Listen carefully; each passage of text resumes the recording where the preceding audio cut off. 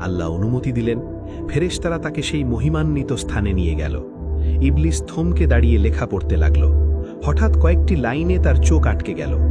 একজন বান্দা অগণিত বছর ইবাদত করবে, কিন্তু একবার আল্লাহর আদেশ অমান্য করবে, ফলাফল জান্নাত থেকে বহিষ্কার, আর তার নাম হবে অভিশপ্ত। এই লেখা পড়ে ইবলিস কেঁপে উঠল, চোখ দিয়ে অশ্রু ঝরতে লাগল। সে সঙ্গে সঙ্গে সেজদায় লুটিয়ে পড়ল। সেই সেজদা চলল হাজার হাজার বছর। মাথা তুলতেই সে দেখল নিজের সেজদার জায়গাতেই লেখা জলজল করছে, ইবলিসের উপর আল্লাহর লানত। তার মনে পড়ল এক পুরনো কথা। আল্লাহ একদিন তাকে জিজ্ঞেস করেছিলেন, এমন অবাধ্য বান্দার কি শাস্তি হওয়া উচিত? ইবলিস তখন নিজেই বলেছিল, তার উপর চির অভিশাপ। আল্লাহ বলেছিলেন, এই কথাটা লিখে রাখো, কাজে আসবে। ভয়ে কাঁপতে কাঁপতে সে বলল, হে রব, সেই বান্দা কে? আমাকে দেখান, আমি তাকে সঠিক পথে ফিরিয়ে আনব। উত্তর এলো, তুমি শীঘ্রই তাকে চিনতে পারবে। পৃথিবীতে বেঁচে থাকা জিনরা আবার ছড়িয়ে পড়ল।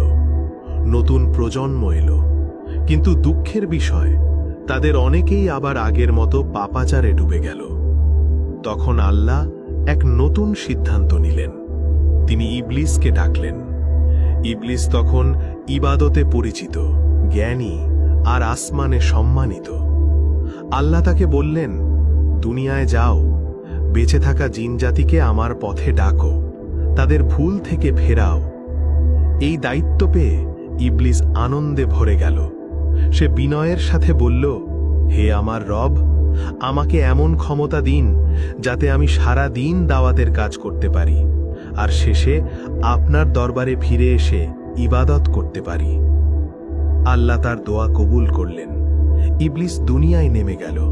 সে জিনদের একত্র করত, নসিহত করত, বলতো, অহংকার ছাড়ো, রক্তপাত বন্ধ করো, আল্লাহর পথে ফিরে আসো। কিছু জিন সত্যিই তার কথা শুনল। তারা পাপ ছেড়ে ইবাদতে ফিরে এলো।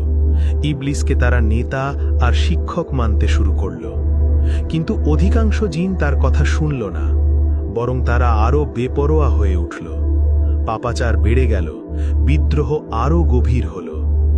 ইবলিস বুঝতে পারল, এদের শুধু দাওয়াত দিয়ে থামানো যাবে না।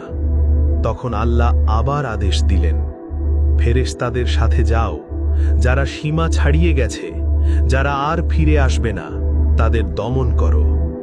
এই আদেশ পেয়ে ইবলিস ফেরেশতাদের সাথে নেমে এলো পৃথিবীতে। শুরু হলো কঠিন অভিযান। অবাধ্য জিনদের ঘাঁটি ধ্বংস হতে লাগল। এই যুদ্ধে ইবলিস সামনে থেকেই নেতৃত্ব দিল। ফেরেশতারাও